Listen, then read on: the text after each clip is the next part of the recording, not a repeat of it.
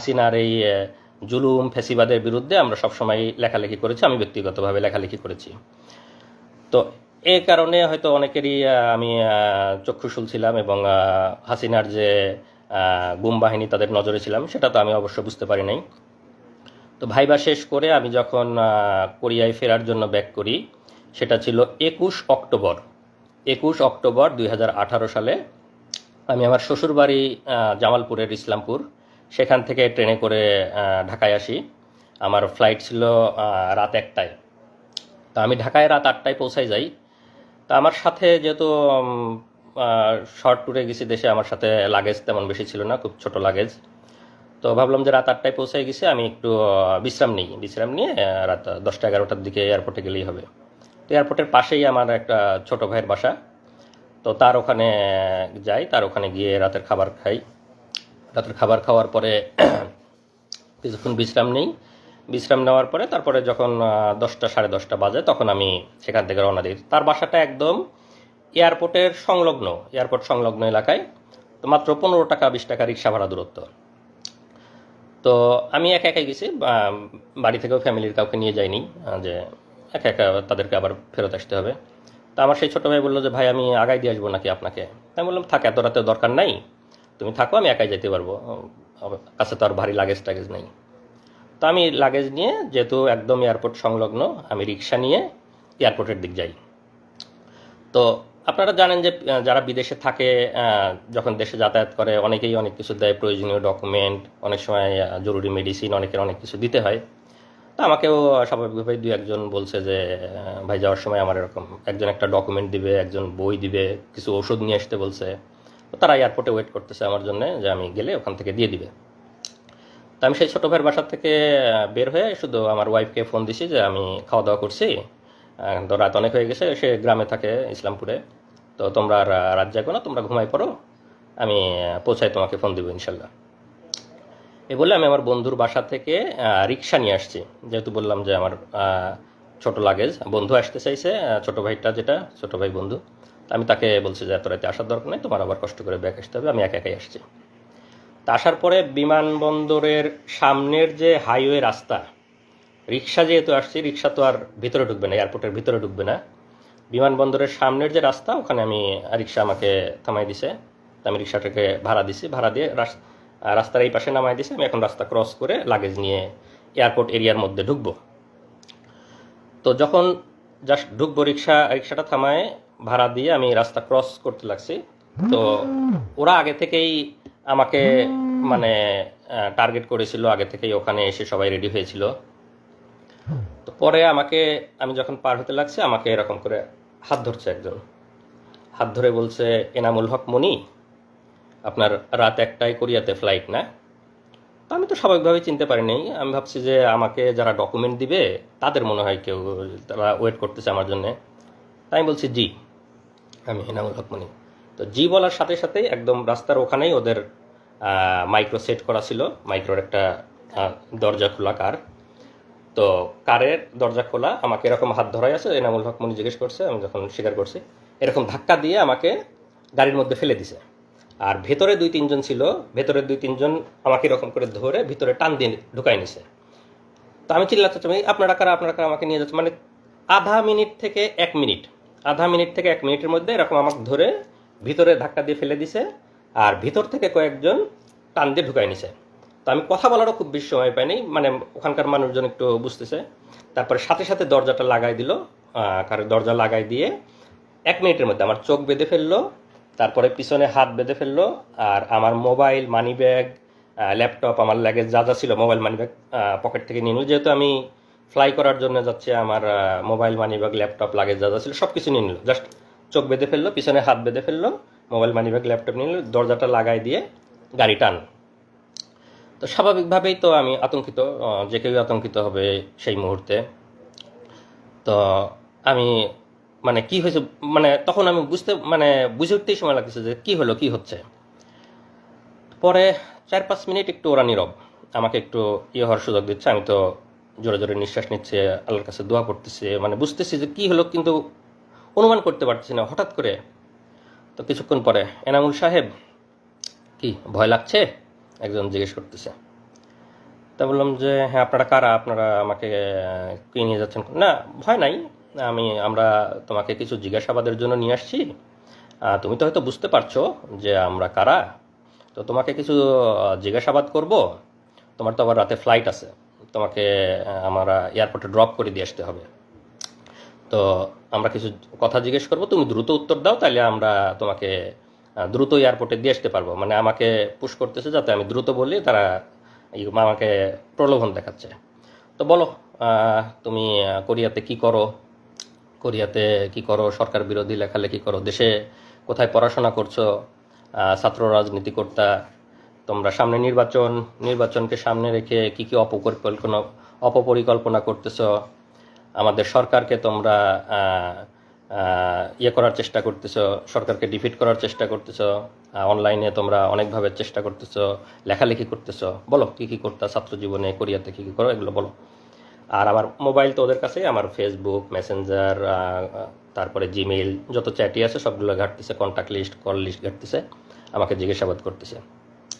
তা আমি আমার স্টুডেন্ট লাইফ থেকে বলতেছি যে আমি এরকম বাংলাদেশ কৃষি বিশ্ববিদ্যালয়ে পড়তাম, আমি ভেটেরিনারিতে অনার্স করছি, মাইক্রোবায়োলজিতে মাস্টার্স করছি, তারপরে আমি কোরিয়াতে আসছি, আমি পিএইচডি করছি, পিএইচডি শেষে আসছিলাম। আমি আমার মতো করে আমার ছাত্র জীবন, আমার সব কিছু বর্ণনা, না আরও কিছু আছে, আরও কিছু আছে, আরও বলো, মানে পুশ করতেছে এরকম। তো বারে বারে আমি আমার মতো করে বলার চেষ্টা করতেছি, না তুমি এভাবে বললে তো ইনফরমেশন আমরা পাচ্ছি না। তারপরে আরও তারেক জিয়া বা বড় বড় জায়গায় কানেকশন, তারা আমাকে এরকম মনে করছে বড় বড় জায়গায় কানেকশন আছে আমার, ওরকম বলো, আরও কিছু বলো। তুমি এরকম হলে কিন্তু ফ্লাইট মিস হবে, আমাদেরকে আবার দিয়ে আসতে হবে। তারপরেও আমি আমার মতো বলতেছি, মাঝে মাঝে ভয় লাগতেছে, আবার একটু ইয়ে হয়ে যাচ্ছে। তো পরে বলল যে এই, ওরা একজন আবার আরেকজনকে ফোন দিচ্ছে, এই একটু এয়ারপোর্টে ফোন দাও তো, এনা একটা যাত্রীর একটু দেরি হবে, তো তাকে আমরা দিয়ে আসবো। আমাকে মানে চোখ বাঁধা অবস্থায় আমি শুনতেছি আর কি। তো বলছে না, বলে আমরা এয়ারপোর্টে ফোন দিছি, তোমাকে আমরা দিয়ে আসবো, একটু দেরি হবে, তুমি বলো, তুমি আমাদেরকে বলতে থাকো। তো এইভাবে আমি বলতে বলতে, না ঠিক আছে, তোমার মনে হয় আজকে যাওয়া হবে না, চলো আমাদের সাথে চলো, আমরা তোমাকে কালকে দিয়ে আসবো, কালকে তোমাকে এয়ারপোর্টে দিয়ে আসবো। পরে আমাকে চোখ বাঁধা অবস্থায় ওদের প্রায় 1 ঘন্টা মতো ড্রাইভ করে নিয়ে গেল ওদের অফিসে। তো নিয়ে যাওয়ার পরে আমাকে হাত ধরে সিঁড়ি দিয়ে উপরে তুলতেছে, বলতেছে ভাই সিঁড়ি আস্তে আস্তে উপরে নিন, আমাকে বোঝাচ্ছে আর কি। তা আমি সিঁড়ি আস্তে আস্তে, চোখ বাঁধা সব কিছু। তো মনে হয় 3 তলাতে নিয়ে গেল আমাকে, চোখ বাঁধা অবস্থায় 3 তলাতে নিয়ে গেল। ওখানে নিয়ে গিয়ে চেয়ারে বসালো। চেয়ারে বসানোর পরে আবার জিজ্ঞাসাবাদ আমার, একদম নিজের নাম, বাবার নাম, মাতার নাম, বাড়ির ঠিকানা, বিশ্ববিদ্যালয়, কোরিয়ার সব ঠিকানা, শ্বশুর বাড়ির ঠিকানা সব কিছু লিখে ওখানে আবার জিজ্ঞাসাবাদ। সামনে নির্বাচনকে সামনে রেখে অপপরিকল্পনা, অনলাইনে লেখালেখি, এগুলো অনেক কিছু নিয়ে জিজ্ঞাসাবাদ। আর ওই মোবাইল, ফেসবুক এগুলো ঘাটাঘাটি করতেছে। আর যেটা করে ওখানে, তো এমনিতেই সবসময় মানসিক একটা ভয়ের মধ্যে যে কেউ, চোখ বাঁধা, আমি কোথায় জানি না, মানসিক একটা ভয়। আর কানের কাছে মাঝে মাঝে এসে বন্দুক লোড করার মতো ক্রাশ করে শব্দ করে, যাতে আরও ভয় পায়, আরও বলে। আবার লাঠির খটখট খটখট শব্দ করে ফ্লোরে, বা এই মারবে, এই ইয়ে করবে। এনামুল আমাদের কাছে কিন্তু ওই কানে কানে ইয়ে লাগায় রাখেছে, আমাদের কাছে কিন্তু বাটন আছে, টিপ দিলে ইলেকট্রিক শক লাগবে, কানে ইয়ে লাগায় রাখে। তো এরকম একটা মানসিক ভীতিকর একটা অবস্থা, যে বন্দুক লোডের শব্দ করে, লাঠির শব্দ করে, আবার এরকম ইয়ে করে। তা আমি, আল্লাহর রহমত যে আমি, আমার কথাগুলা মোটামুটি স্পষ্ট বের হচ্ছিল। তা আমি ওদের সাথে স্বাভাবিকভাবে কথা বলতে পারতেছিলাম। বেশি মানে যে একদম কথা জড়ো হয়ে আটকে গেছে এরকম না, ওই রকম হলে ওরা টর্চার আরও বেশি করে মারে। তো আমাকে সেরকম আর ইয়ে করতে পারে, আমাকে জিজ্ঞাসাবাদ করতেছে, আমি বলতেছি আমার মোবাইল, ইমেইল, চ্যাট বক্স সব কিছু ঘাটতেছে, এবং তারা ভাবতেছে আমি খুব শীর্ষ পর্যায়ের নেতা, শীর্ষ পর্যায়ের কানেকশন আছে, এগুলা বের করার চেষ্টা করতেছে, কিন্তু সেরকম কোনো কিছু ওরা পাচ্ছে না। পরে সারা রাত ধরে জিজ্ঞাসা করার পরে আমাকে পরের দিন সকালে ওদের গুমের যে রুম, সেই গুমের রুমে নিয়ে রাখে। তো র্যাবের যে গুমে, আমি এখনও বলতেছি যে আমি এখনও তো র্যাব জানি না, আর একটু পরে বলবো, তারপর এই মুহূর্তে বলে রাখি র্যাব, কারণ আমার এখনও তো চোখ বাঁধা, আমি তো জানি না। তো গুমের রুমে যখন রাখলো, তো তখন ওখানে গিয়ে দেখি যে ওখানে আরও কয়েকজন বিভিন্ন জায়গা থেকে ওরা তুলে নিয়ে আসছে, গুম করে নিয়ে আসছে, তাদেরকেও রাখছে। তো আমাকে আর একজনের সাথে রাখলো, আমরা 2 জন এক রুমে। তো তো সাধারণত ওরা একজনকে এক রুমে রাখে, আমাকে আর একজনের সাথে রাখলো। তো আমরা দুইজন, সেই ছেলেটার বাড়ি কুমিল্লা, সে হয়তো কোনো দিন আসবে, এসে কথা বলবে আপনাদের সামনে।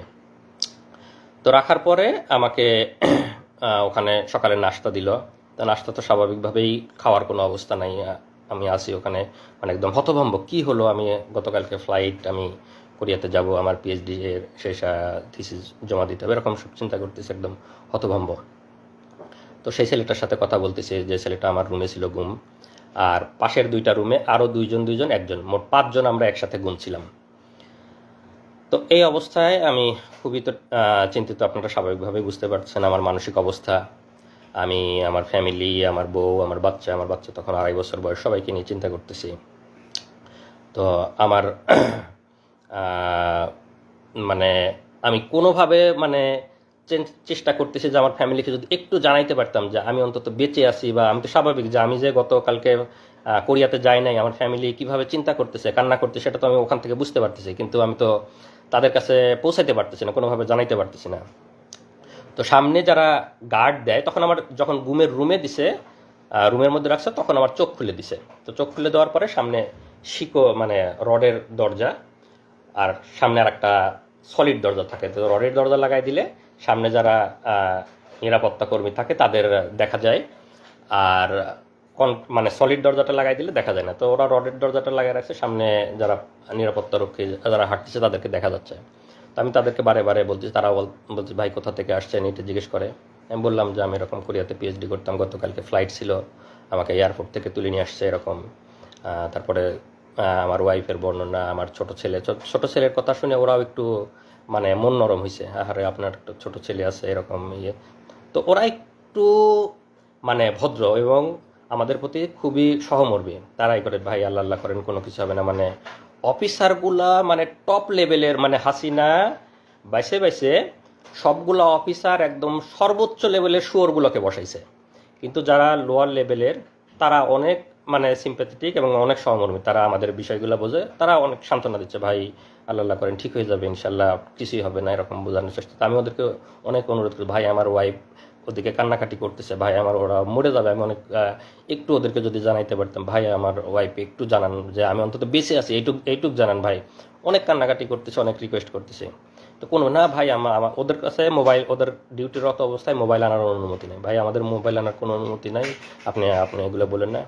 এরকম সকাল থেকে দুপুর পর্যন্ত চলে যাচ্ছে, তাও কোনো ইয়ে হয় না। আমি তো বারে বারে চেষ্টা করতেছি ওদেরকে রিকোয়েস্ট করে, মানে যেভাবেই হোক একটু ইয়ে করার। বারে আমার যে রুমমেট ছিল তাকে বলতেছি। পরে এক সময় একটা মানে যে গার্ড ছিল তার একটি হয়েছে, তো বলতেছে যে ভাই ঠিক আছে, আপনি কাজ করেন, আপনার নাম্বারটা আমাকে বলেন, আপনার ওয়াইফের নাম্বার, আমার তো এখন ডিউটি, আমি ডিউটি শেষ করে গিয়ে আপনার ওয়াইফকে বলার চেষ্টা করব। তো আপনি নাম্বারটা বলেন, আপনি কাউকে বলেন না, আমি আপনার ছোট ছেলে আছে, এটা শুনে আমার অনেক মায়া লাগছে, আমি আপনার ওয়াইফকে বলার চেষ্টা করি। তা আমি তাকে আমার ওয়াইফের নাম্বারটা বলি। তো সে একটু ওয়াইফের নাম্বারটা কোথাও লিখে নেয় যে আমি ডিউটি শেষ করে গিয়ে চেষ্টা করবো আপনার ওয়াইফকে। আমি অনেক অনেক কান্নাকাটি করছি, অনেক রিকোয়েস্ট করছি। তো এই পর্যায়ে আমাকে ওইখানে মানে গুমের যে রুম ওখানে রেখে দেয়, ওই অবস্থায় থাকি। আমাকে ওখানে 3 বেলা খাবার টাবার দেওয়া শুরু করে। তো ওরা খাবারটা স্বাভাবিক খাবার দেয়, ওদের যে অফিসার্স মেসে যে রান্নাগুলো হয় সেই রান্নাগুলো প্রতি বেলায় এসে আমাদেরকে খাবারগুলো দিয়ে যায়, স্বাভাবিক খাবার, ভালো খাবার, অফিসার্স মেসে যে রান্না হয় সেগুলোই দিয়ে যায়। তো সকাল দুপুর রাত ওভাবে খাবার দিতে থাকলো, আমাকে গুমের রুমে ওভাবে রেখে দিল। তো এই পর্যন্ত আমার অধ্যায়ের একটু বিরতি, এরপরে আমার আরও বর্ণনা শুরু হবে। তো এই অবস্থায় তো আমার ওয়াইফরা ওইদিকে কান্নাকাটি করতেছে, ওরা ওদিকে আমাকে খোঁজাখুঁজি করতেছে, ওদের কি অবস্থা আমার ওয়াইফের কাছে আপনারা এই পর্যায়ে একটু শুনুন, তারপরে আবার আমি বলবো। আসুন। আসসালামু আলাইকুম, আমি নাজনীন সুলতানা নিপা, এনামুল হকমনের ওয়াইফ। আসলে সেই দিনগুলো তো ভোলার মতো না। এখন হয়তো বর্ণনা করতে পারবো, কিন্তু সেই সময়টা কোনোভাবেই বোঝাতে পারবো না আপনাদেরকে। তো আমার হাজব্যান্ডের সাথে আমার লাস্ট কথা হলো 9:30টার দিকে, 9:23 আমার সাথে লাস্ট কথা হয়েছে। ও আমাকে বলছে যে ঘুমিয়ে পড়ো, আমি এয়ারপোর্টে কাজ শেষ করে তোমাকে কল দিব। তারপর আমি বাবুকে নিয়ে ঘুমিয়ে পড়লাম। রাত যখন 12টা বাজে আমার হুট করে ঘুম ভেঙে গেল। আসলে কেউ জার্নি করলে, পরিবারের কেউ জার্নি করলে তো এরকম গভীর ঘুম হয় না। তো 12:30টার সময় আমার ঘুম ভেঙে গেল। আমি তখন মোবাইলটা নিয়ে তাকে কল দিলাম। তো তার মোবাইলে রিং হচ্ছে কিন্তু কল রিসিভ করছে না। আবার আমি মেসেজ দিয়েছি যে ফ্রি হলে আমাকে কল দিও, তখন 12টা বাজে, তার ফ্লাইট ছিল 1টা 5-এ। তো আমি যখন মেসেজ দিচ্ছি, মেসেজ সিন হচ্ছে, কল রিং হচ্ছে, কিন্তু কলও ধরছে না, মেসেজের রিপ্লাইও দিচ্ছে না। তখন আমার মানে কাছে খুব ইয়ে লাগলো যে মনে হয় ব্যস্ত আছে, হয়তো এয়ারপোর্টের কোনো ঝামেলা বা বিজি আছে এরকম। আমি অপেক্ষা করছি তারপর ওখান থেকে মেসেজ বা কল আসবে, কিন্তু আসছে না। তো যখন রাত 1টা পার হয়ে যাচ্ছে তখন আমার ভেতরে মানে কি ব্যাপার, কেন এরকম হচ্ছে, ও তো আমাকে জানানোর কথা। তো তখন আমার মনে হলো যে হয়তো মোবাইল হারিয়ে ফেলছে বা মোবাইল বা ল্যাপটপ হারিয়ে ফেলছে। কিন্তু আমার মানে বারবার খালি একা একা, আমি কিন্তু রাতে আমার বাবুর সাথে একা ঘুমিয়েছি, আমার বাবা মা অন্য রুমে, তাই মধ্যরাতে তো আমি কাউকে কিছু বলতে পারছি না।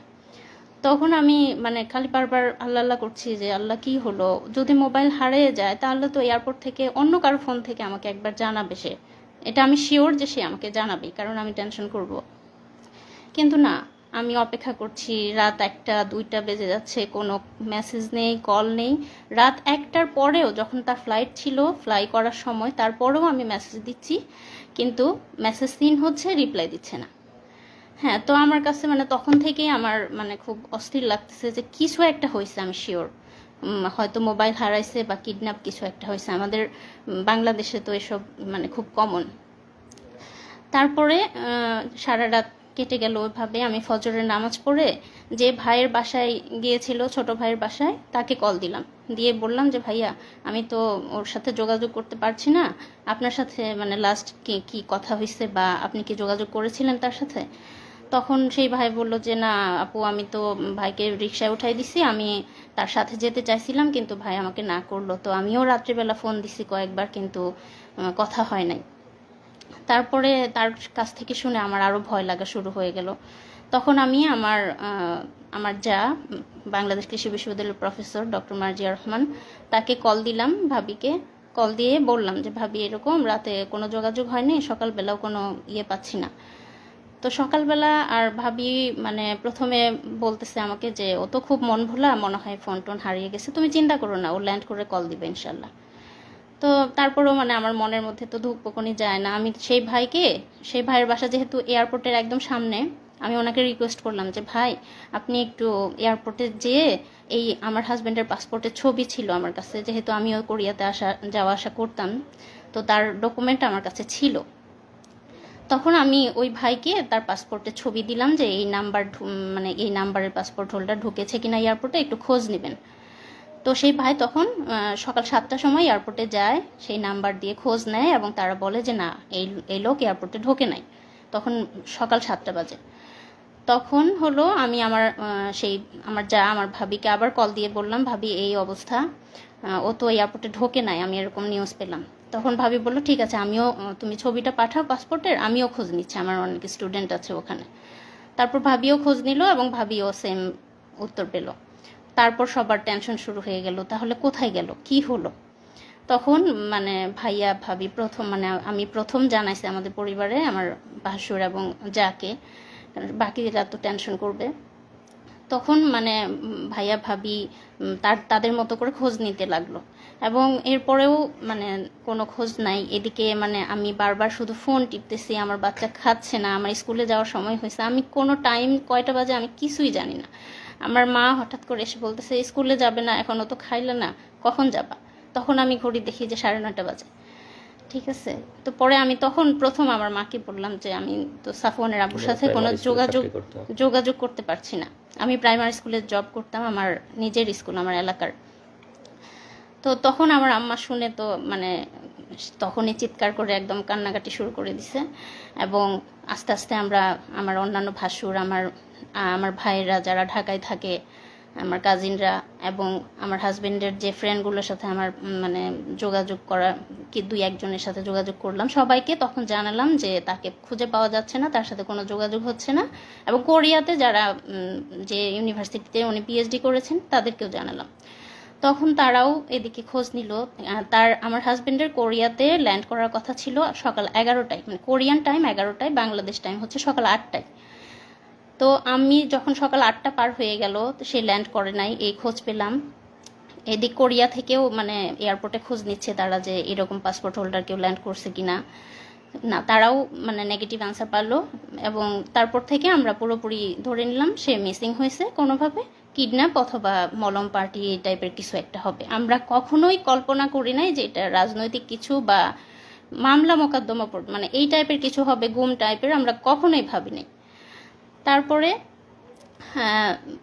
সকাল তো পার হয়ে দুপুর হয়ে গেল। আমার ভাসুর ময়মনসিংহ থেকে, আমার ভাসুর প্রফেসর মাহমুদুল আলম, তিনি হচ্ছে ঢাকায় গেলেন। আমার কাজিনরা, তার ফ্রেন্ডরা সবাই যে যার মতো করে হসপিটালে, থানা, রেলওয়ে স্টেশনে, যেখানে যেখানে খোঁজা দরকার, এয়ারপোর্টের সামনে প্রত্যেকটা দোকানে দোকানে জিজ্ঞেস করেছে, ছবি দেখিয়ে জিজ্ঞেস করেছে যে এনাকে দেখছে কিনা। মানে তখন আমাদের অবস্থা এমন যে কোনো একটা অ্যাক্সিডেন্ট হয়েছে বা কিডন্যাপ কিছু একটা হয়েছে, এরকম কোনো ধরনের ক্লু, কোনো মেসেজ, কোনো কল কিছুই পাইনি আমরা। তারপর সারাটা দিন এভাবে চলে গেল, এবং বারবার টিভিতে নিউজ মানে দেখতেছি যে কোনো অজ্ঞাত লাশের খবর আসতেছে কিনা, এই টাইপের মনের মধ্যে কত চিন্তা আসতেছে বলার মতো না। তারপরে যাই হোক সারা দিন চলে গেল, কোনো খোঁজ পেলাম না। রাত পার হয়ে গেল, 22 তারিখ দিবাগত রাত, মানে রাত যখন 12টা বাজে, মানে 23 তারিখ শুরু হলো, রাত 12টার সময় আমার হাজবেন্ডের নাম্বার থেকে আমার মোবাইলে কল আসলো। আমার মোবাইলটা যেহেতু ওরা নিয়ে নিছে, আমাকে যখন কিডন্যাপ করছে, গুম করছে, তখনই তো আমার মোবাইল ল্যাপটপ নিয়ে নিছে। আমার মোবাইল তো ওদের কাছে, আমার মোবাইল থেকে ওকে কল দিছে। হ্যাঁ, আমাকে কল দেওয়ার পরে মানে তারা বলতেছে যে আপনি কি এনামুল হক মনির ওয়াইফ? আমি বললাম যে হ্যাঁ, আমরা তো তাকে খুঁজে পাচ্ছি না, এই নাম্বার আপনি কোথায় পেলেন, এই ফোন কোথায় পেলেন?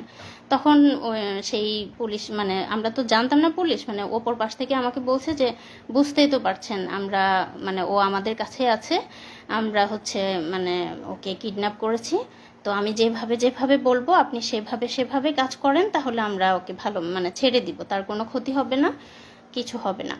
আমি আর জাস্ট আপনাদের একটু কল রেকর্ডটা শুনে, আমি সেই সময় মানে সে ওই সময় মনে করছে যে কিডন্যাপার, তো কিডন্যাপার যেহেতু, তাহলে তো কিডন্যাপারের কথা পুলিশকে বলতে হবে। তো পুলিশকে বলার জন্য ও ওই সময় কলটা রেকর্ড করছে, যে পরে পুলিশের কাছে যা সকালে বলবে যে আমার হাজবেন্ডকে কিডন্যাপাররা কিডন্যাপ করছে, এই যে আপনাদের কল রেকর্ড, সেই হিসাবে কল রেকর্ড করছে। তো সেই কথাটা কি ছিল আপনারা শোনেন, ওর কল রেকর্ডটা আছে, কল রেকর্ডটা আমরা এখন লাইভের এখানেই প্লে করে দিচ্ছি। ঢাকায় না, আমি জামালপুর। আচ্ছা, জামালপুর থাকেন, সমস্যা নাই। জি। তো এখন এনামুলকে আমরা ছাড়ার ব্যাপারে ফোন করছি, ঠিক আছে? ঘটনা কি সেটা এখন জানার দরকার নাই। ঘটনা এনামুল বাসায় গেলে, বাড়িতে গেলে তারপরে বলবে। আচ্ছা, এখন কিছু বলতে পারবো না আমরা, ঠিক আছে? ও ভালো আছে তো ভাইয়া? ভালো না থাকলে কি আমরা যোগাযোগ করতাম? জি জি জি, হ্যাঁ ঠিক আছে। আমি একটু কথা বলতে চাই ভাইয়া, একটু খালি খালি মোর মুখটা খালি শুন ভাইয়া, আমি মরে যাচ্ছি একদম, একটু কথা বলতে দিবেন ভাই? আপনি কি যোগাযোগ করছি দেখে কি এত যোগাযোগ না করলে ভালো হইতো মনে হয় না? আচ্ছা আচ্ছা, না ঠিক আছে, আপনি যা বলবেন তাই শুনবো, আপনি বলেন। সুস্থভাবে কথা বলেন, আপনাকে বলছি না সত্যি কথা বলেন, কোনো উচ্ছৃঙ্খলার কোনো কিছু দরকার নাই। জি আচ্ছা ঠিক আছে ভাইয়া। এখন কথা হচ্ছে, আপনি আপনার ভাই ব্রাদার, ওনার ভাই ব্রাদার কাউকে কিছু বলতে পারবেন না, যেহেতু আপনি কথা বলছেন। হ্যাঁ। আমরা সবার সাথে কথা বলতে পারবো না, কথা একজনের সাথে বলবো। জি। আর আপনি কাউকে কিছু বলার দরকার নাই যদি এনামুলকে পাওয়ার ইচ্ছা থাকে। আচ্ছা, বলবো না আমি কাউকে।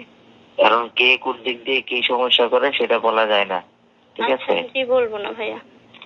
এখন আপনাদের দরকার এনামুলকে সুস্থভাবে পাওয়ার, আমরা বুঝি এটা। জি।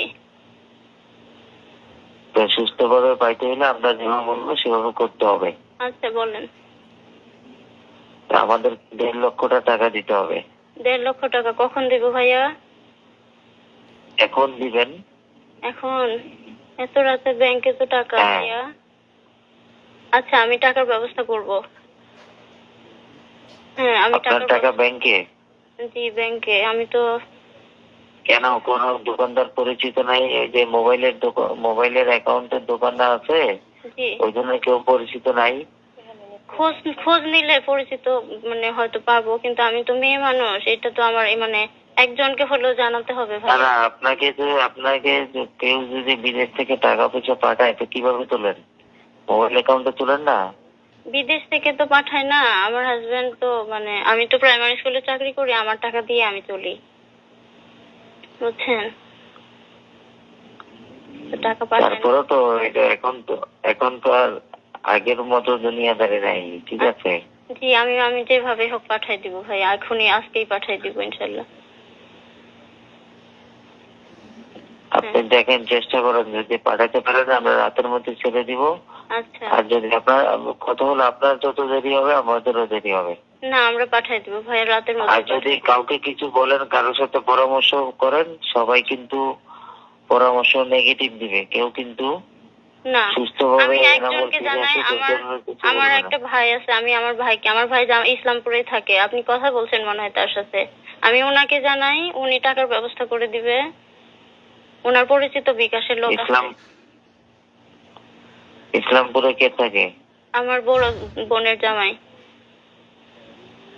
আমার দুলা ভাই। ওনাকে বলেন না হয় আমার রবি নাম্বারে ফোন করতে, আচ্ছা অথবা আপনি ওনার সাথে কথা বলে আমাকে ফোন করেন। রবি নাম্বারে করেন, ওর মোবাইল এখন বন্ধ করে দিব। আচ্ছা, ঠিক ওর আছে। মোবাইল সময় একেবারে ওকে গাড়িতে তোলার পরে ওকে মোবাইল দেওয়া হবে। আচ্ছা ভাই, আমরা টাকা পাঠিয়ে দেবো, কোনো সমস্যা নাই। হ্যাঁ, টাকা পাঠিয়ে আরে ভাই, আমরা যেটা চাইতেছি সেটা দিলে আর আপনাদের সাথে কোনো বেইমানি কেন করবো? কোনো জি দরকার জি আছে? জি জি ভাই, আমি পাঠিয়ে দেবো টাকা, রাতেই পাঠাবো। ঠিক আছে, জি রাখেন। আপনি আপনার লোককে বলেন বা আপনি কথা বলেন, ওই রবি নাম্বারে ফোন দেন, আপনি আপনার লোকের সাথে কথা বলেন। আচ্ছা আচ্ছা, ঠিক আছে। ঠিক আছে, আচ্ছা, রাখেন। আল্লাহ গো। তাড়াতাড়ি বলো। তা আমি তো ঘুমের রুমেই আছি এখনো, ওদের সাথে এখনো এগুলা হচ্ছে। তারপরে বলো। তারপর আমি বললাম যে আমাকে বলল যত দ্রুত আমি টাকা পাঠাবো তত তাড়াতাড়ি তাকে ছেড়ে দিবে, এবং গাড়ি রেডি আছে, জাস্ট টাকাটা পেলে তাকে ছেড়ে দিবে। আমি সকাল মানে 6টার সময় ওনারা আমাকে 4-5টা নাম্বার, ডাচ বাংলা বিকাশ মিলিয়ে প্রায় 4-5টা নাম্বার দিল।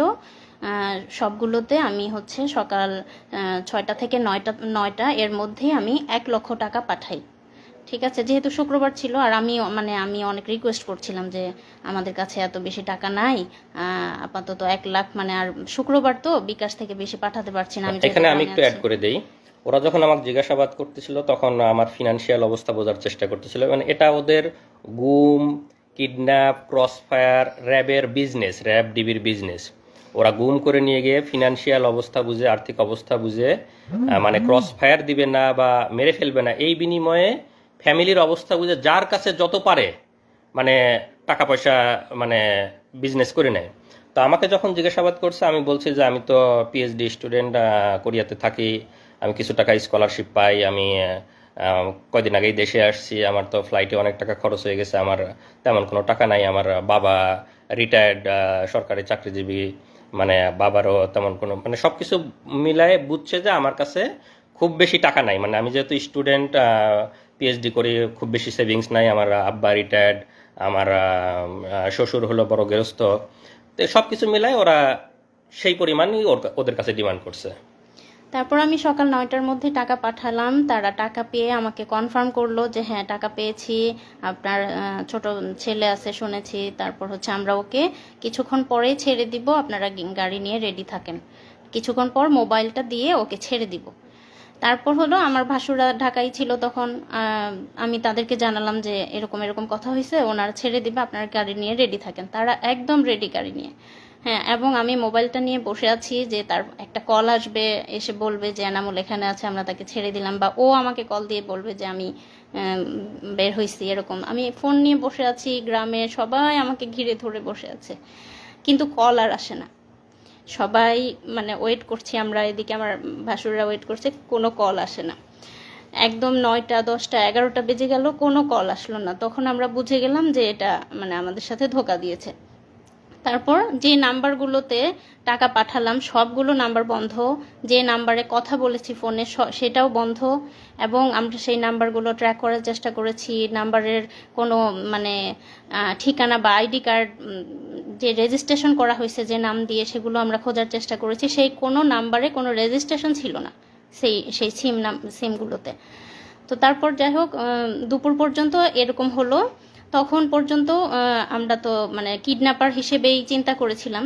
যখন দুপুরে টাকা পয়সা নেওয়ার পরেও ছেড়ে দিল না বা কোনো খোঁজ পেলাম না, তখন আমাদেরকে আমাদের অনেক শুভাকাঙ্ক্ষী, আমার হাজব্যান্ডের ফ্রেন্ড এবং তার ছোট ভাই বড় ভাই সবাই মিলে আমাকে ফোন করে বলতেছে যে আপু এটা ইয়ে না, এটা হচ্ছে কিডন্যাপ না, ভাইয়াকে সম্ভবত গুম করা হয়েছে, আমরা ধারণা করতেছি, এবং ইলেকশনের আগে এগুলো খুব বেশি করা হচ্ছে। আর হচ্ছে এই মুহূর্তে আমাদের যত বেশি মানে ভাইরাল বা মিডিয়াতে প্রচার করব তত বেশি মানে ভাইয়ের জন্য ভালো, না হলে খারাপ কিছু হয়ে যেতে পারে। তো তখন আমি ফ্যামিলির সাথে কথা বলে তাদেরকে অনুমতি দিলাম, এবং সেই মুহূর্তে কোরিয়া, বাংলাদেশ এবং TV channel, news paper, daily star, প্রথম আলো সব জায়গায়, ফেসবুক সব জায়গায় ভাইরাল হয়ে গেল। আমরা প্রচার করলাম যে তাকে পাওয়া যাচ্ছে না এয়ারপোর্টের সামনে থেকে, মানে এয়ারপোর্টে যাওয়ার পর থেকে তাকে আমরা আর খুঁজে পাচ্ছি না। এরকম নিউজ হলো একদম, মানে কোরিয়া, বাংলাদেশ সব জায়গায় একদম ভাইরাল হয়ে গেল। তারপর হচ্ছে তারপরটা অনেক বলবেন। সে সময় আসলে অনেক পত্রিকা, টিভি মিডিয়া, যেহেতু আমি বিশ্ববিদ্যালয়ে পড়তাম, আমার বন্ধু, বড় ভাই, ছোট ভাই অনেকে সাংবাদিক ছিল, কোরিয়াতে অনেক সাংবাদিক বন্ধু ছিল। তো সবাই মানে যার যার অবস্থান থেকে চেষ্টা করে, সবাই নিউজ করে, অনেকটা ভাইরাল মতো হয়ে যায় সেই 2018 সালে, যাদের মনে আছে। তো এখানে একটা জাস্ট নিউজ আমার, যে এখানে ইংলিশ একটা নিউজ পেপার, যে পিএইচডি স্টুডেন্ট গোজ মিসিং, প্রথম আলো সহ অনেক জায়গায় আসে যে কোরিয়াতে ফেরার পথে পিএইচডি স্টুডেন্ট অপহরণ হয়ে গেছে। তো নিউজগুলো অনেকটা ভাইরাল মতো হয়ে যায়। তা আমি তো ওখান থেকে বুঝতেছি না, আমি যেহেতু ঘুমের রুমে আছি, আমি তো বুঝতেছি না আমাকে নিয়ে এত কিছু হচ্ছে। আমি বুঝতেছি সবাই খোঁজাখুঁজি করতেছে, কিন্তু এত নিউজ হয়েছে এটা তো আর আমার ধারণা নাই। তো ওখানে একবার একা কারারক্ষী, মানে যে গার্ড থাকে, সে একবার এসে জিজ্ঞেস করতেছে, আপনি কি পিএইচডি স্টুডেন্ট নাকি, মানে ডিউটি চেঞ্জ হয়েছে অন্য একজন। তাই বললাম যে হ্যাঁ। আচ্ছা, আপনাকে নিয়ে অনেক লেখালেখি হচ্ছে, আপনার বন্ধু টন্ধু আছে নাকি সাংবাদিক? তোমাকে হ্যাঁ, তো বিশ্ববিদ্যালয়ে পড়ছে, অনেক সাংবাদিক বন্ধু আছে। তা একটু খালি মানে বুঝতে পারলাম যে মনে হয় আমাকে নিয়ে অনেক লেখালেখি হচ্ছে। এরপরে আসল মানে যে এতক্ষণ তো বললাম যে আমাকে উপরে একটা রুমে রাখছিল, যেখানে আমরা 2 জন ছিলাম এক রুমে, এবং সর্বমোট 5 জন ছিলাম পাশাপাশি রুমে। এরপরে আমাকে যে আয়নাঘর, আমরা যেটা আসলে বুঝি যে গুমের যে স্পেশাল রুম, সেই স্পেশাল রুমে আমাকে নিয়ে যায়, রাখে, চোখ বেঁধে নিয়ে যায়। তো সেটা হলো যে মানে আমাকে চোখ বেঁধে যখন নিয়ে যায়, আমি এটা আগে একটু বলে নেই, যদিও এই স্টেজে তো আমি দেখতে পাচ্ছি র্যাবের কোন জায়গায় সেটা তো আমি জানি না, পরবর্তীতে জানছি। আমি এই স্টেজেই আপনাদেরকে একটু বলে দিচ্ছি। সেটা হলো যে আমাকে যেখানে রাখছিল সেটা হলো র্যাব 2 বসিলা মোহাম্মদপুর ক্যাম্প। আমি আবার বলতেছি, র্যাব 2 বসিলা মোহাম্মদপুর, ঢাকা, এখানে আমাকে রাখছিল। তো সেখানে আমাকে চোখ বেঁধে যখন নিয়ে গেল, নিয়ে যাওয়ার পরে আপনারা যদি সাংবাদিক বা যারা আছেন, যারা মানবাধিকার কর্মী আছেন, তারা যাবেন, তারা দেখবেন র্যাব 2 এর বসিলা মোহাম্মদপুর ক্যাম্পে যদি আপনারা দরজা দিয়ে ঢোকেন, ঢুকে ডান পাশের যে বিল্ডিংটা, স্বাভাবিকভাবে দেখে মনে হবে একটা স্বাভাবিক বিল্ডিং, একতলা কি দোতলা বিল্ডিং, একটা গেট দিয়ে ঢুকে ডান পাশের বিল্ডিংটা। তো সেই বিল্ডিংয়ে আমাকে তখন ওই রুম থেকে চোখ বেঁধে নিয়ে গেল একটা টয়লেটের মধ্যে দিয়ে, দরজা আছে, দরজা দিয়ে সম্ভবত আন্ডারগ্রাউন্ডে নিয়ে গেল। সেখানে একদম সিঙ্গেল গুমের রুম করা আছে, এখানে বিভিন্ন যাদেরকে গুম করে নিয়ে আসে সেখানে রাখা, আমাকে সেই একটা রুমে রাখলো। তো সেই রুমটার বর্ণনা এরকম যে, আমরা যদি বাংলাদেশের একটা টয়লেট মতো চিন্তা করি, লো কমোড টয়লেট যেগুলো আমরা স্বাভাবিকভাবে ইউজ করতে পারি, হাই কমোড টয়লেট না। তো ওই রুমের মধ্যে একটা ছোট্ট টয়লেট আছে, একটা ট্যাপ, একটা বদনা। তার মানে আপনার টয়লেট বা প্রস্রাব করার জন্য বাইরে যেতে হচ্ছে না, ওখানে টয়লেট করা যাবে। আর বাকি যে ফাঁকা জায়গাটুকু আছে, মানে একটা টয়লেটের, বড় একটা টয়লেটের জায়গার মতো বাকি যে ফাঁকা জায়গাটুকু আছে, সেই জায়গায় একটা স্বাভাবিক মানুষ টান হয়ে শুয়ে থাকতে পারবে না। আমি হাইটে অত বেশি লম্বা না, তারপরে আমাকেও পা একটু ঘুচায় এভাবে শুয়ে থাকতে হতো, এরকম এতটুকু জায়গা। আর সামনে যে দরজাটা একদম সলিড, এই দরজাটার মানে রডের শিক নাই, দরজাটা একদম সলিড, দরজার মানে হেড বরাবর একটা গোল ছিদ্র করা। তো সামনে যারা মানে গার্ড থাকে, তো কাউকে বলার দরকার হলে ওই ছিদ্রর ওইটা সরায় ওদেরকে ডাক দিলে তখন ওরা কোনো কথা বলা বা কোনো জরুরি কিছু দরকার হলে ওরা, বা খাবার দেওয়ার দরকার হলেও ওদিক দিয়ে এসে কথা বলে তারপরে খাবার দেয়।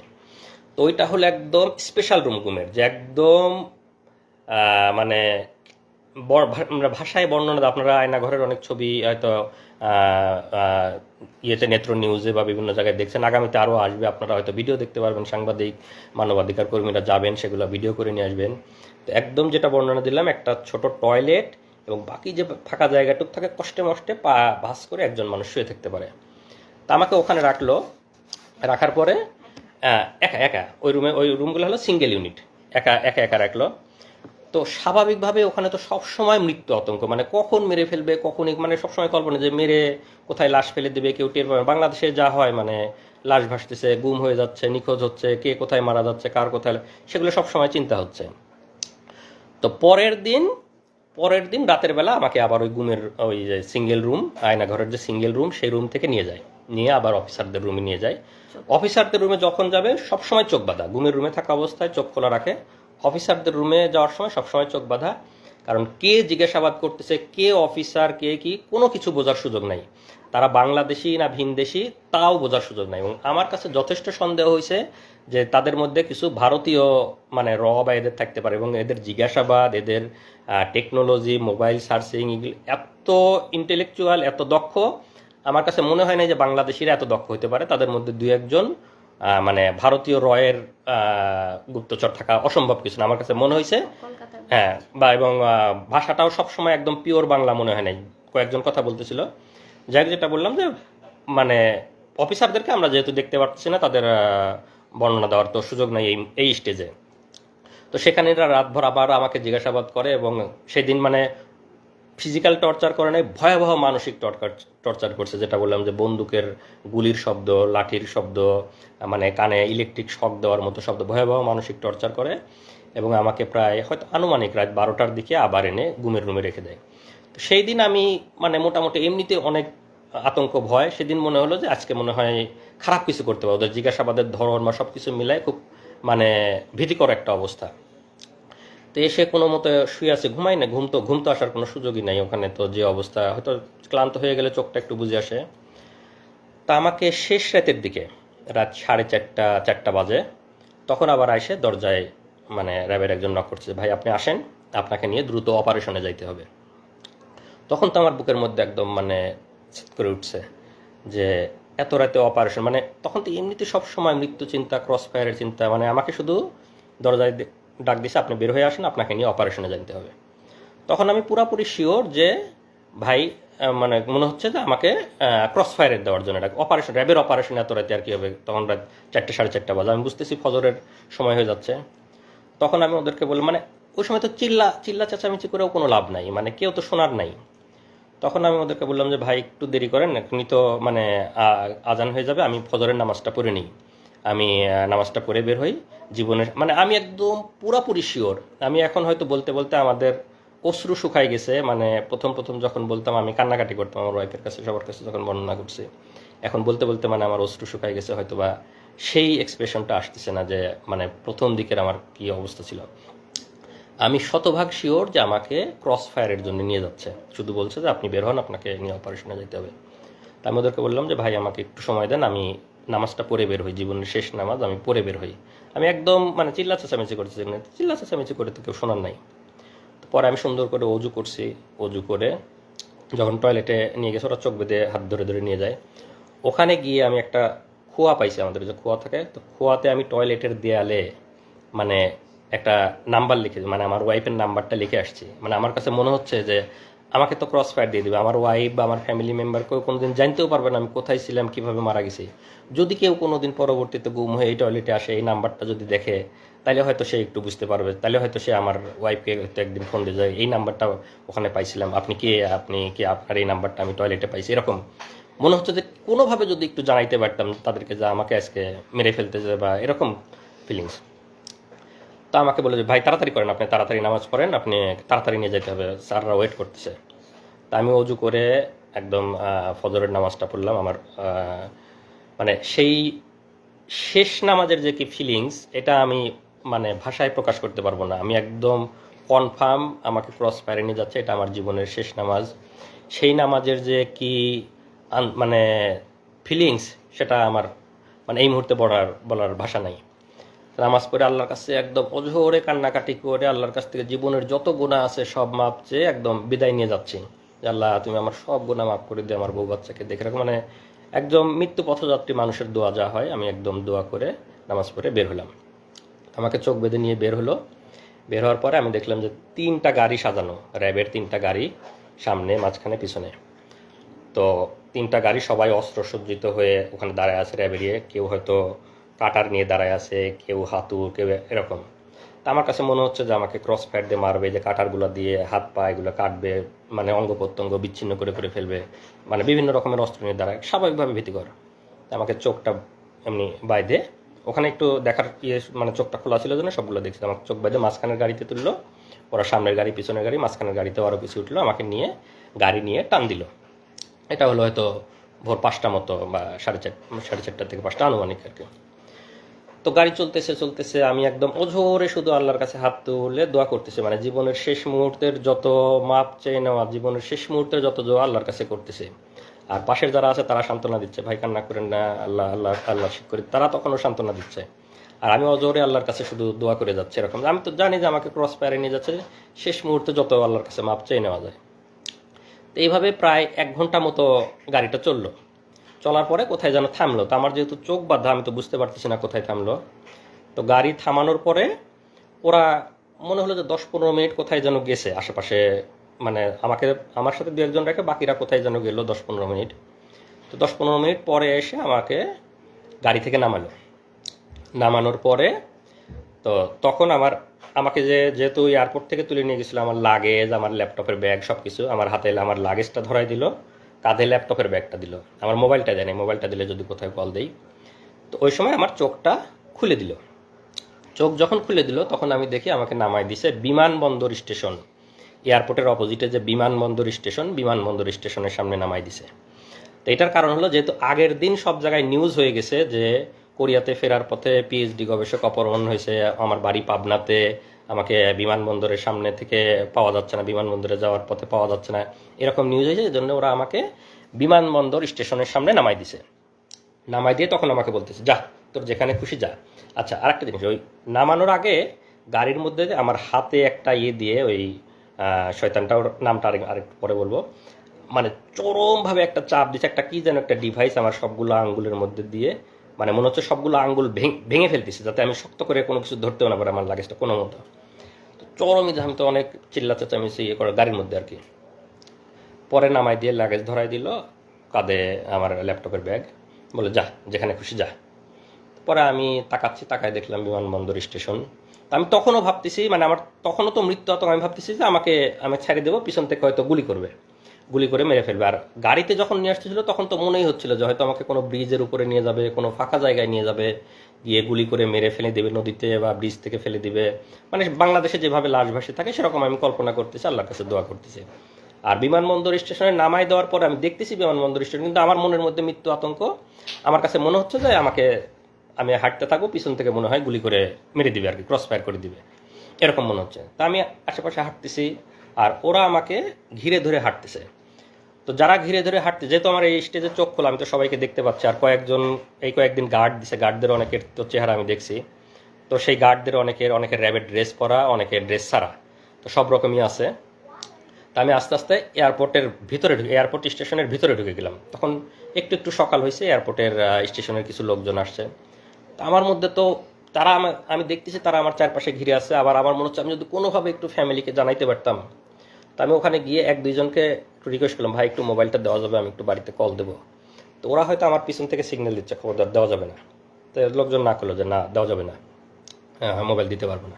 তো 2জনকে আমি রিকোয়েস্ট করছি, ভাই প্লিজ আমাকে একটু মোবাইলটা দেন, আমি একটু আমার বাড়িতে কল দিব। মানে ওরা দেখতেছি, আমি ওদেরকে দেখতেছি, কিন্তু তারপর আমি রিকোয়েস্ট করতেছি। তো ওদের হয়তো সিগন্যাল পায়, সে আর দেয় নেই। তো আমি স্টেশনে আরেকটু হাঁটতেই যে আমাকে প্রথমে হাত ধরে তুলে নিয়ে গেছিলো, ওর নামটা আরেকটু পরে বলবো, যেহেতু এখনো পর্যন্ত আমি তো জানি না সে কে, তো যখন জানবো তখনই বলবো। যে আমাকে বিমানবন্দরে হাত ধরে তুলে নিয়ে গেছিলো, যে শুয়োরটা, সেই এসে আবার আমার হাত ধরলো। হাত ধরে বলতেছে, এই আপনার নামে গোপন রিপোর্ট আছে, আপনারা সরকার বিরোধী লেখালেখি করেন, আপনারা সামনে নির্বাচনকে সামনে রেখে অপপরিকল্পনা করতেছেন। তো আপনাকে আমরা অ্যারেস্ট করতে আসছি, আমাদের কাছে গোপন রিপোর্ট ছিল যে আপনি এই মুহূর্তে এয়ারপোর্ট স্টেশনে আসবেন। আর ওই যে আমাকে গাড়িতে 10-15 মিনিট রেখে ওরা কোথায় যেন গেছিলো, ওরা গিয়ে একটা ট্রেনের টিকিট কেটে নিয়ে আসছে। ট্রেনের টিকিট কেটে আমার ল্যাপটপের ব্যাগের মধ্যে ঢুকাই দিছে যে আমি এইমাত্র পাবনার ঈশ্বরদী থেকে ট্রেনে করে এসে বিমানবন্দর স্টেশনে নামলাম। যেহেতু আগের দিন সব সংবাদ মাধ্যমে নিউজ হয়ে গেছে যে আমার বাড়ি পাবনাতে, আমি বিমানবন্দর থেকে উধাও হয়ে গেছি।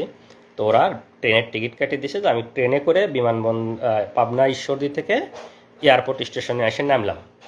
তো আমাকে ধরার পরে আপনার নামে রিপোর্ট আছে, আমার ল্যাপটপের ব্যাগ থেকে ট্রেনের টিকিটটা বের করলো। বের করে ওদেরই কিছু লোকজন সেট করা আছে এয়ারপোর্টের ওখানেই, স্টেশনের ওখানেই। তো তাদেরকে দেখাচ্ছে, এই যে দেখেন ভাই, ওদের ট্রেনের টিকিট দেখাচ্ছে এরকম, যে দেখেন ট্রেনের টিকিট, আমাদের কাছে গোপন তথ্য ছিল, এই এখন ঈশ্বরদী থেকে এখানে আসবে, সেই গোপন তথ্যের ভিত্তিতে আমরা ওকে ধরতে আসছি, তো আপনারা সাক্ষী থাকলেন না। এইটা হলো আমার ট্রেনের টিকিট, কারণ আমি যে জামালপুর থেকে ইসলামপুর থেকে গেছিলাম তারিখ সহ, এটা আমার ট্রেনের টিকিট, যে আমি বিমানবন্দরে 3 দিন আগে গেছিলাম, এটা আমার ট্রেনের টিকিট। আর ওরা একটা ট্রেনের টিকিট কেটে ওই সময় আমার ব্যাগের মধ্যে ঢুকাই দিছিল। তো ঢুকাই দিয়ে লোকজনকে দেখালো যে ট্রেনের টিকিট আপনারা সাক্ষী থাকলেন, ও এখন ঈশ্বরদী থেকে আসছে, এই সময় আমরা ওকে ধরে নিয়ে যাচ্ছি। তো কয়েকজন সাক্ষী রাখতে হয় ওখানে, ওদেরই 2-1 পানের দোকানদার বা আশেপাশে যারা, এই যে আপনাদের নাম দাম লিখে নিয়ে গেলাম, আপনারা সাক্ষী। হ্যাঁ, সাবিনা কনফেকশনারি, বিমানবন্দর স্টেশনে একটা সাবিনা এখনো আছে কিনা জানি না। তো ওইখান থেকে আমাকে ওদের 2-1 সাক্ষী লিখিত রাখলো। আর ওখানে লোকজন আবার ওদেরই লোকজন নাটক সাজাচ্ছে, ওরা দেখাচ্ছে যে ওই মোবাইল বের করে, এই যে দেখেন ভাই, ফেসবুকে এরা বিভিন্ন সরকার বিরোধী লেখালেখি করে, যে ফেসবুকে আপনারা দেখেন এরা বিভিন্ন গুজব ছড়ায়, সরকার বিরোধী অপপ্রচার করে, এরকম লোকজনকে বলতেছে। আর লোকজন অনেকে আগে আসে, হায় রে সরকার এত উন্নয়ন করে তারপরেও ছেলেরা সরকারের বিরুদ্ধে লেখে, এরকম 2-1 বলতেছে। তা আমি ওদেরকে আবার, আপনারা ওদের লোক, আপনারা যান, আপনারা ওদের এখানে নাটক করতেছেন, আমি ওদেরকে চিল্লাপাল্লা করতেছি।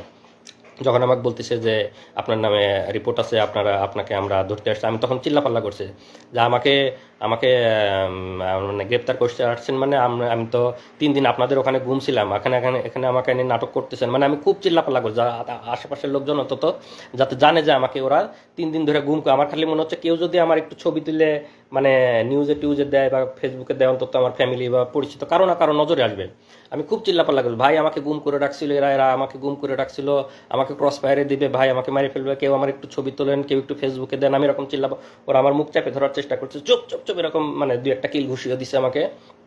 তো ওরা ওদের মতো তাড়াতাড়ি সাক্ষী নিয়ে আমাকে আবার বিমানবন্দর স্টেশন থেকে টেনে ঢেরে বের করে নিয়ে আসছে। আমাকে যখন বের করে নিয়ে আসছে তখনও আমি চিল্লাপাল্লা করতেছি, ভাই কেউ আমার একটা ছবি তোলেন, ভাই কেউ আমার একটা ছবি তোলেন, আমাকে ওরা নিয়ে যাচ্ছে, আমাকে গুম করে রাখছিল, কেউ একটু আমার ছবি তুলে একটু দেন, এরকম আমি বলতেছি।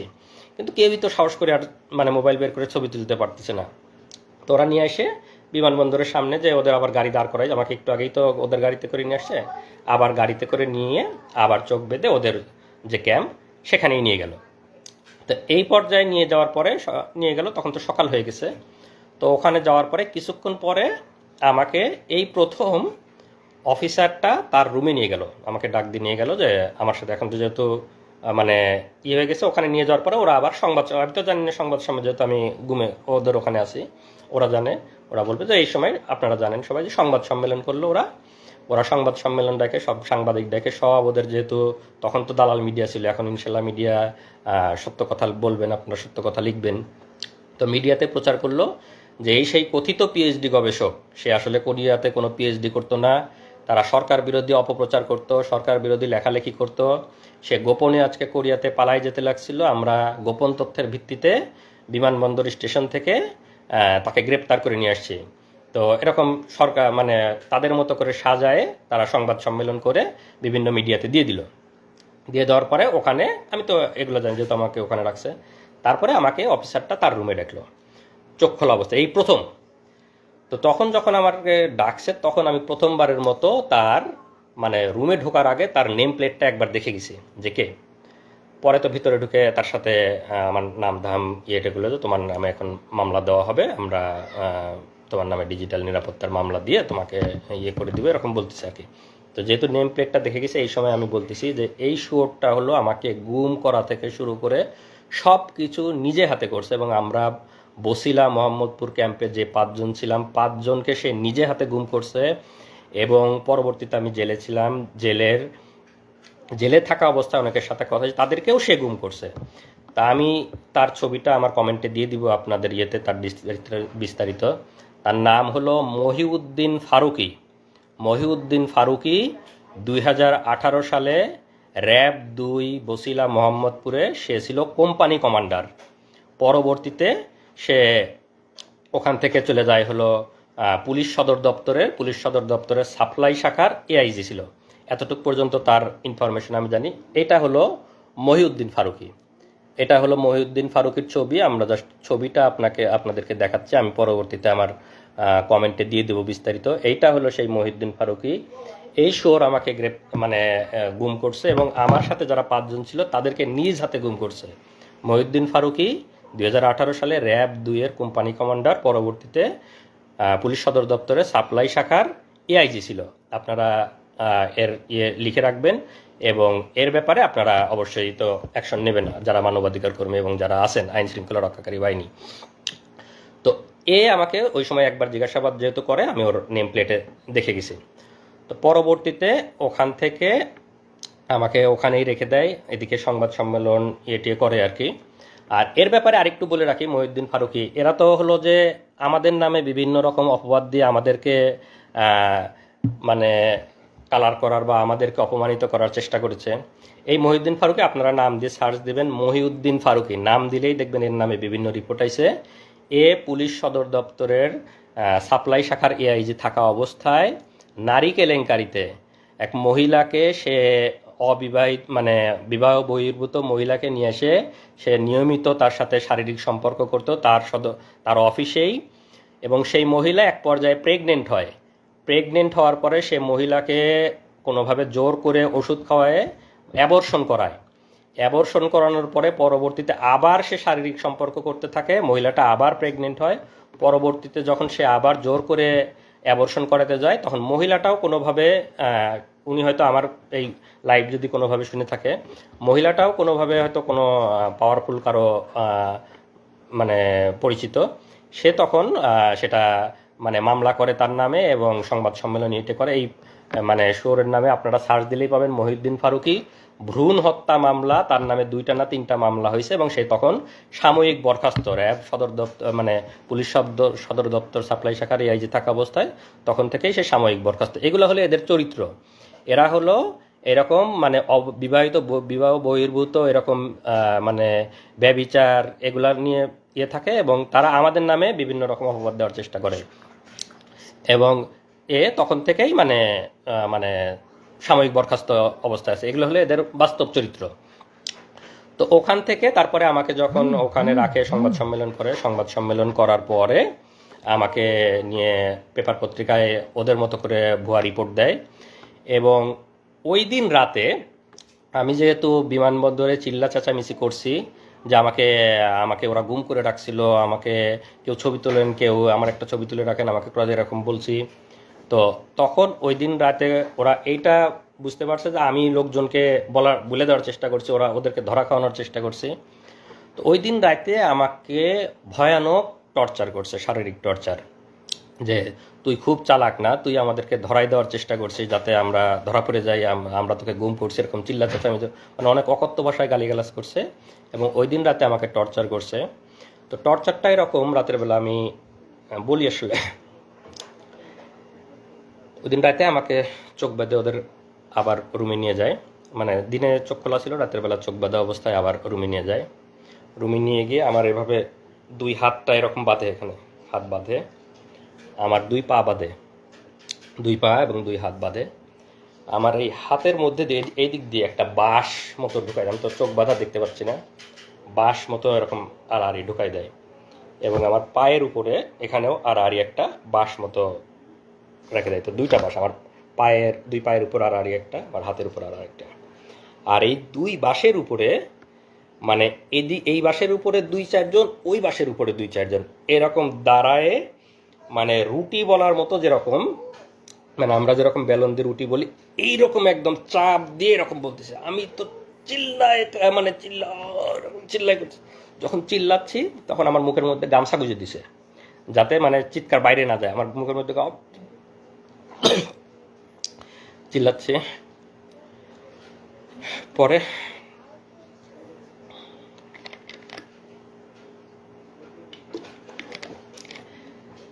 এভাবে প্রায় 15-20 মিনিট আমার উপর ভয়াবহ টর্চার চালায় ওরা। এখনো দাগ আছে। মহিউদ্দিন এই সেই গেঞ্জি, বলতে ভুলে গেছি, এই সেই গেঞ্জি যে গেঞ্জি পরা অবস্থায় আমাকে তুলে নিয়ে গেছিলো, এই গেঞ্জি পরা অবস্থায় ছিলাম, এই গেঞ্জি পরা অবস্থায় আমাকে ওই টর্চার করে, রক্ত এবং ময়লা মিশ্রিত সেই গেঞ্জি। পিঠে দাগ আছে। আমরা 5 বছর সেই গেঞ্জিটা যত্ন করে তুলে রাখছিলাম আজকের দিনের জন্য, যে আজকের এই দিনে আমরা এই গেঞ্জিটা পরে আপনাদের সামনে বলবো। এই সেই গেঞ্জি পরা অবস্থায় আমাকে টর্চার করে, ভয়ানক টর্চার, রক্ত এবং ময়লা এখনো আছে। টর্চার করার পরে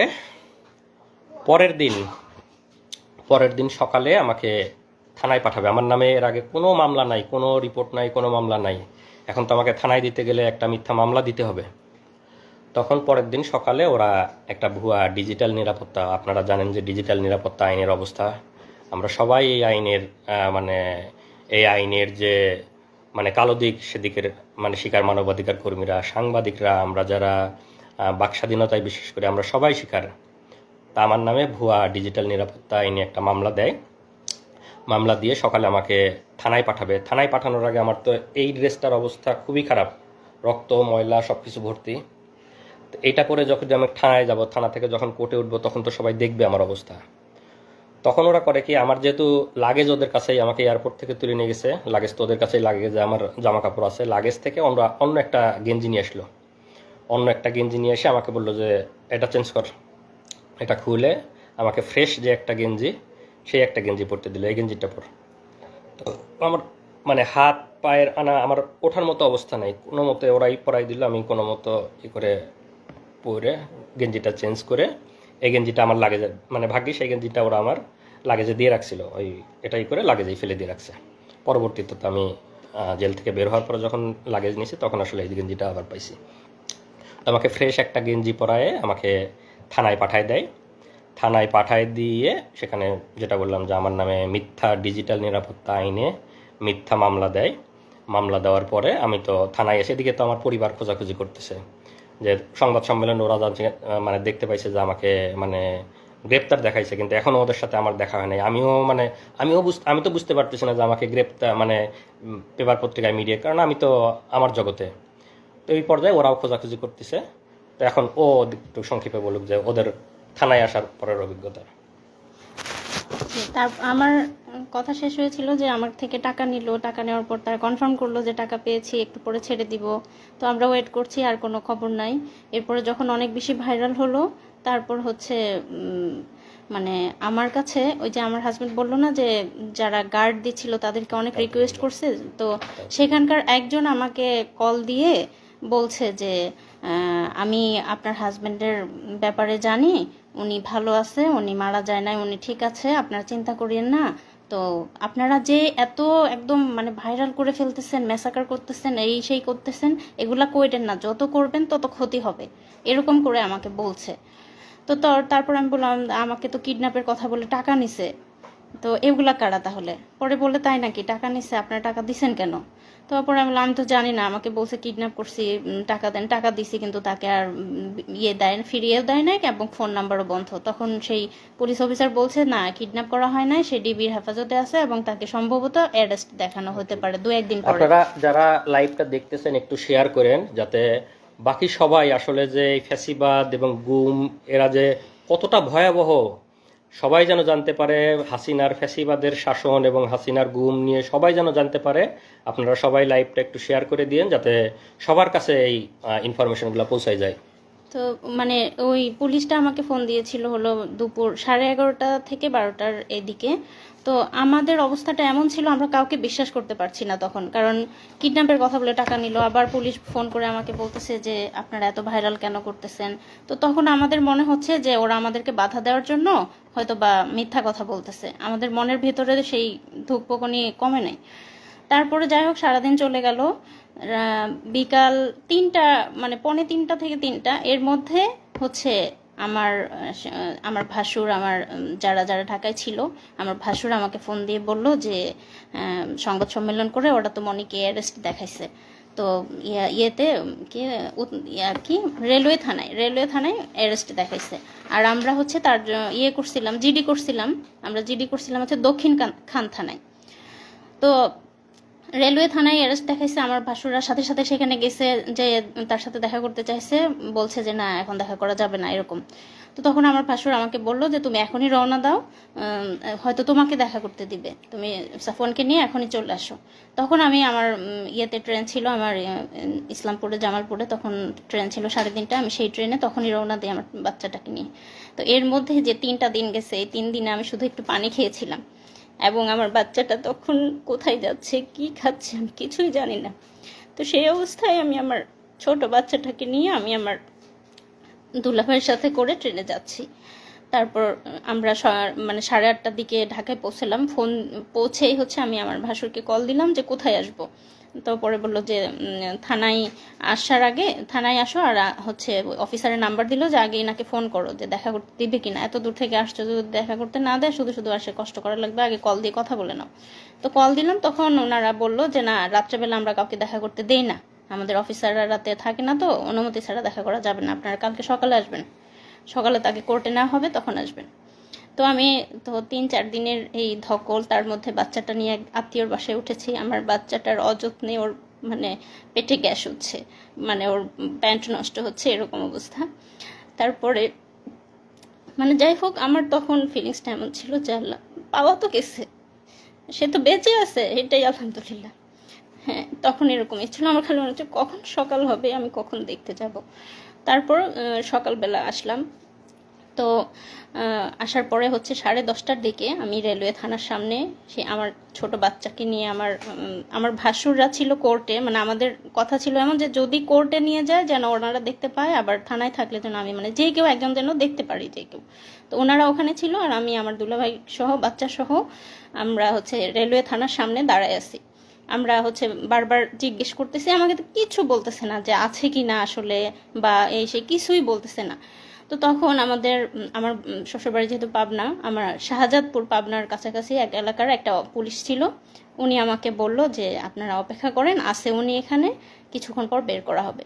তো সকাল 10:30 থেকে 12:30 পর্যন্ত রোদের মধ্যে দাঁড়াই ছিলাম, আমাদেরকে থানায় ঢুকতে দেয় নাই, ওখানে কোনো বসার জায়গা ছিল না, এবং ওখানে যেহেতু স্টেশন, চাইলে আমরা যেয়ে বসতে পারতাম। আমাদের কাছে মনে হয়েছে যে 1 মিনিটও এখান থেকে নড়বো না, যদি এর মধ্যে নিয়ে যায়, আমরা কোথাও গেলাম তখনই যদি নিয়ে যায়।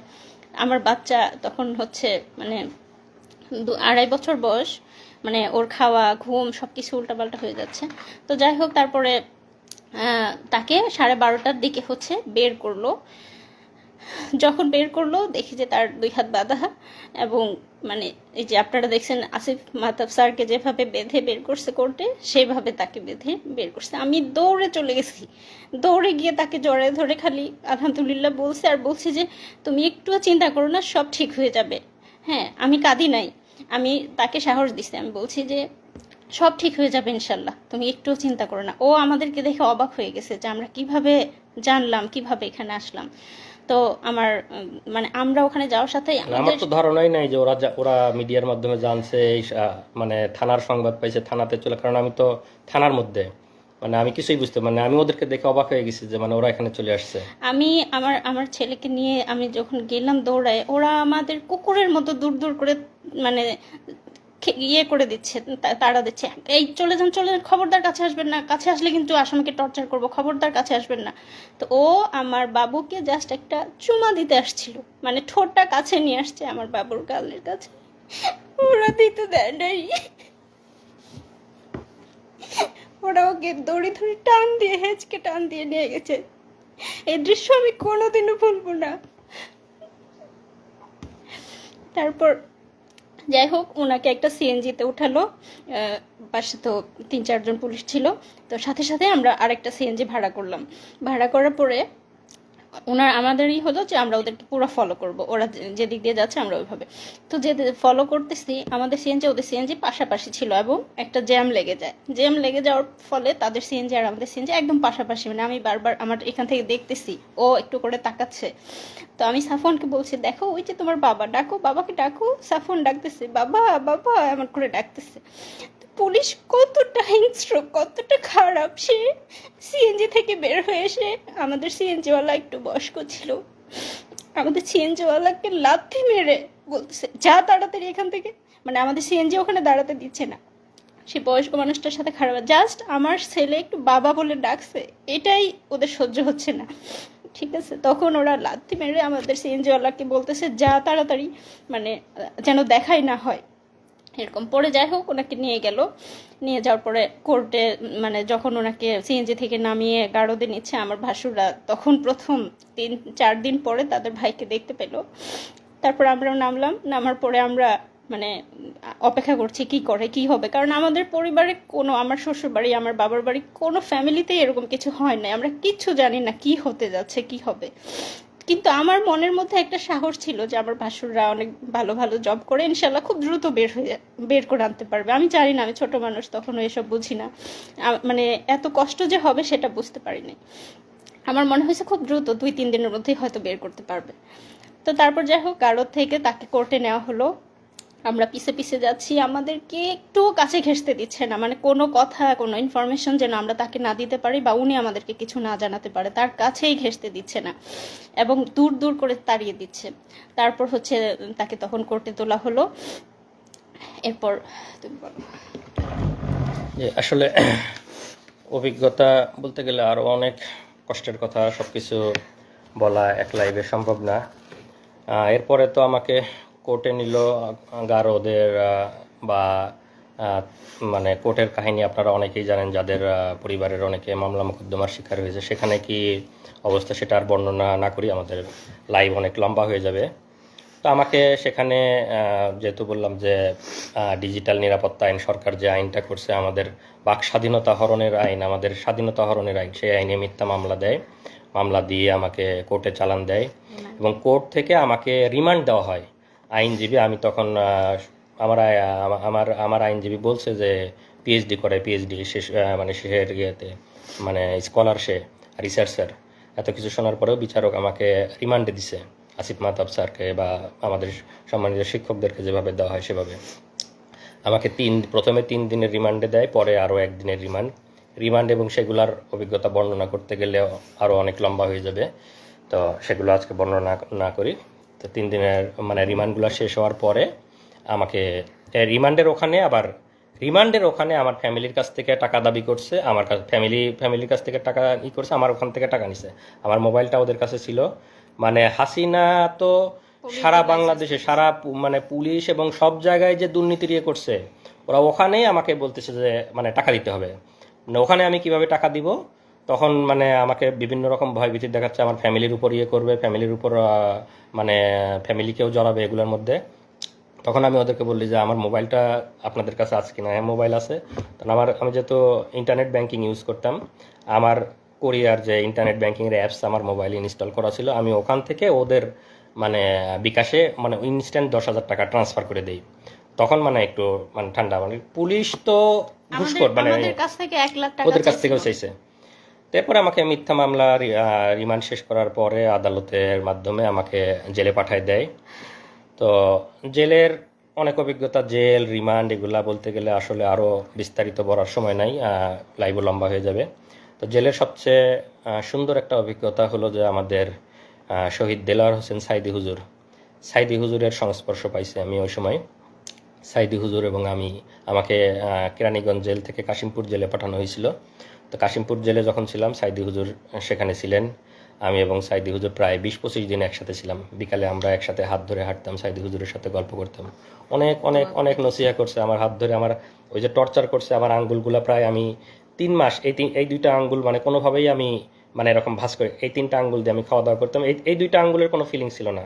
ওরা এমনভাবে মানে টর্চার করে যে এখানে বাইরে থেকে বোঝা যায় না, ভিতরের নার্ভ এবং ভেসেলগুলো যাতে ড্যামেজ হয়ে যায়। তো এই কারণে চাপ দেওয়ার ফলে হাত এবং পায়ের নার্ভগুলা কাজ করে না। বাইরে থেকে দেখে মনে হবে যে হালকা একটু দাগ বা এর মতো, কিন্তু ভিতরের নার্ভ মানে ড্যামেজ হয়ে যায়। এই কারণে দেখা যায় যে এদিকের সাপ্লাইগুলো বন্ধ হয়ে যায়। তো আমার এই 2টা আঙ্গুল প্রায় 3 মাস কোনো ফিলিংস পাইতাম না আমি।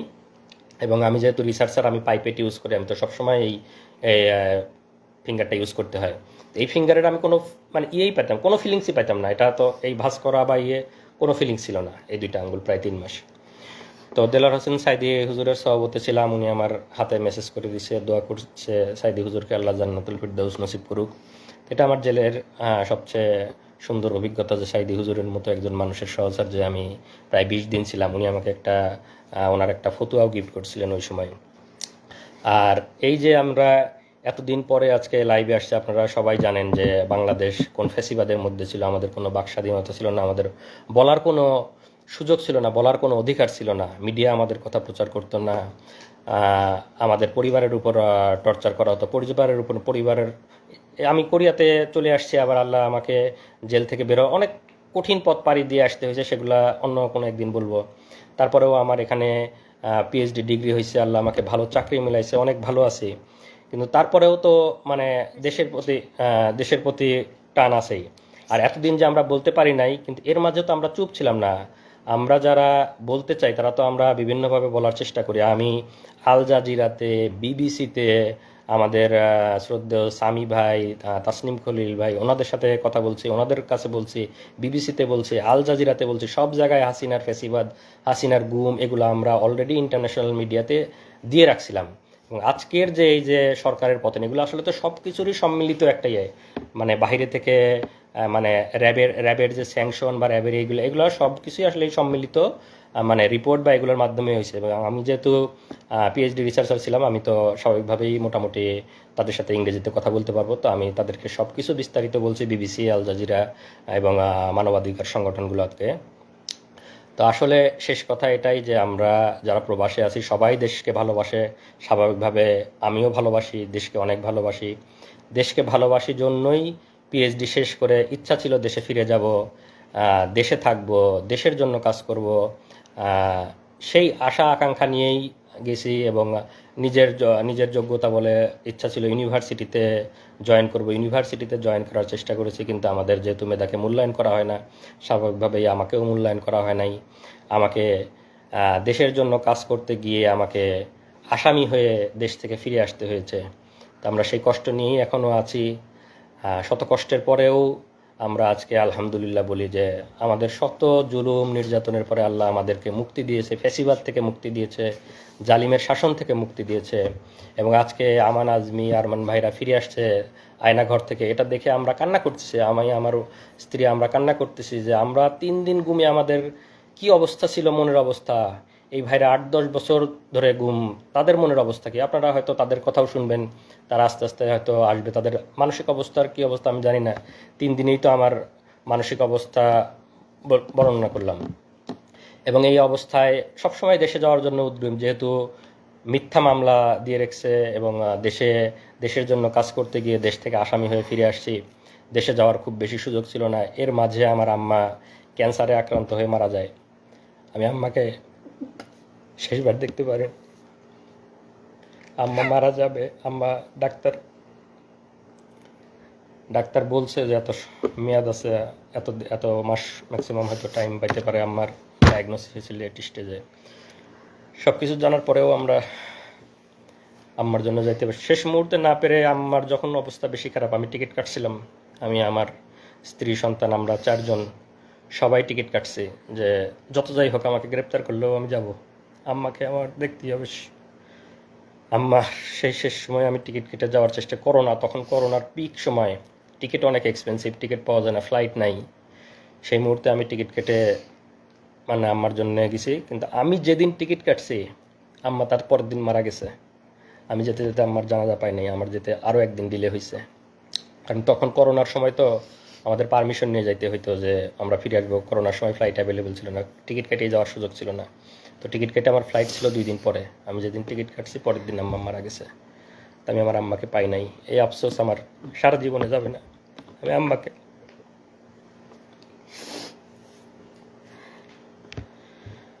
আপনারা আমাদের জন্য দোয়া করবেন। যারা যারা হাসিনার জালিম হাসিনার ফ্যাসিবাদের কবলে আছেন সবার জন্য আমাদের দোয়া থাকবে। এবং যারা যারা আজকে আয়নাঘর থেকে ফিরে আসতেছেন তাদের জন্য দোয়া থাকবে।